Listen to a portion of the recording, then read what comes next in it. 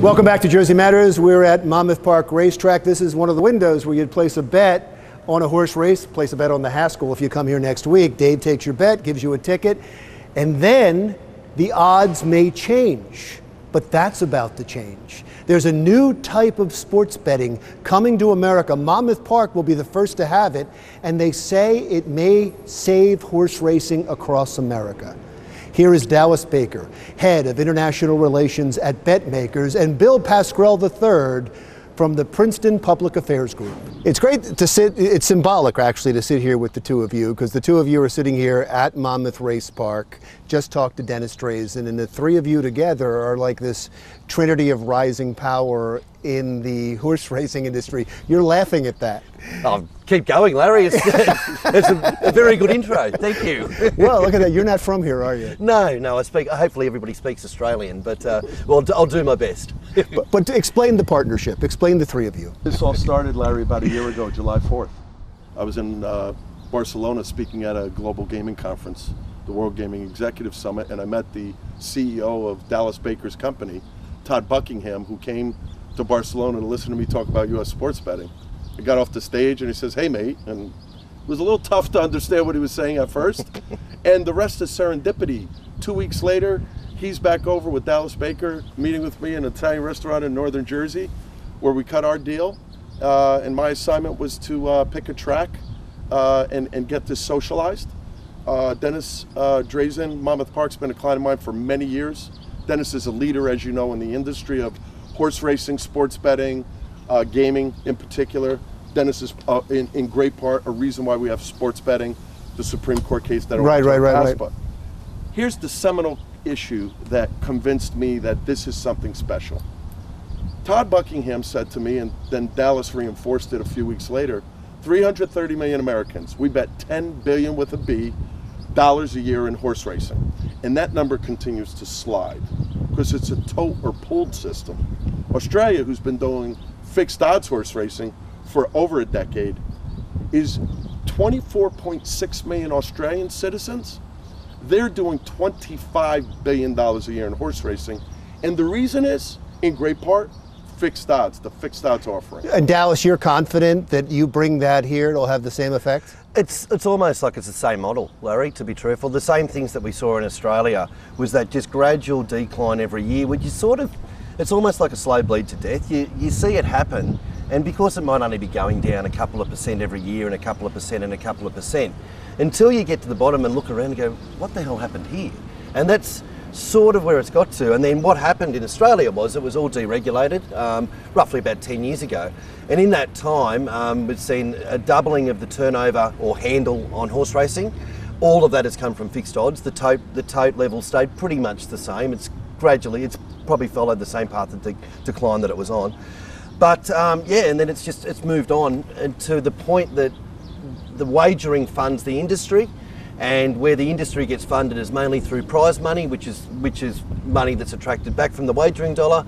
And in that 10-year period, the prize money levels or the purse levels have doubled in Australia. I just realized we're talking about something we haven't explained to people yet. You will know, if you talk to a young person today that might just perchance be involved in horse racing, there aren't many left. The industry's aging out. They'll say, "Larry, I just bet $10 on a 7-to-1 horse, and by the time it ticked off, it was 2-to-1. How does that happen?" Because it's a pooled bet, and the bets change the odds. With fixed odds, when you place your bet, it's fixed. It doesn't move. Now, during the course between when bets are offered and the horse race ticks off, it can change, but when you place that bet, it's fixed. And what it is, Larry, very simple. This is so simple. Well, we're used to this, though. We already bet this way. We bet this way on anything but horse racing. Yeah. The spread doesn't, it changes, but when you put your money down for the Giants to beat the Eagles, 3 points, that's fixed. And that's the nature of the game, and that's why this is important, not only for our businesses, but for the entire horse racing industry, because this opportunity is a trampoline effect to get back into the breeders and the veterinarians and all the industry that's involved in horse racing in America. Explain to me how what he just said is going to fix horse racing, though. You still need people to come out, be interested in it. You still need people to come out and bet. It doesn't seem like just changing the bets is going to be enough. Well, a lot of the business now is all done online. I think that it's some figure like about 85% of bets now are placed over a mobile phone app. So you really, crowds are great, and you always want a crowd because no sporting event doesn't benefit from having a good sized crowd. But it really is getting people engaged in their lounge rooms, in their pubs, you know, and start betting off their apps. First of all, is this going to happen? It hasn't happened yet. We don't have it yet. So essentially, we could take fixed odds bets right now. We're waiting for total regulatory approval, which is imminent. Not a question of if, but a question of when. This track has so much to offer. People like coming here. There's legacy and families that come, can picnic. But the critical component to this is fixed odds horse racing is going to offer a new generation, just like lottery, Larry. Lottery's aging out. People will bet or place a bet on their phone for a lottery or buy a ticket. What this is also going to do is you're going to be able to do parlays. Bet a horse race and the Giants. Just like you do with the sport. Yeah, got it. Yeah. Yep. I can't believe you've been betting the Giants against the Eagles. You've lost a lot of money over the years. I can't believe that bet. There's a big bonus bet, right, for the race coming up? And to go back to your previous point about how do we get people back engaged, this is all part of it. We as bet makers, our company, we're in partnership with Dennis. We've started obviously this year's a different Triple Crown with COVID. So we've started what we're going to be calling the Bet Makers Bonanza this year. So any horse that goes on from the Haskell, that can win the Haskell, can then go on to the Kentucky Derby and win that, and then go on to the Breeders' Cup and win that, we're giving away $1 million. Wow, are you betting it?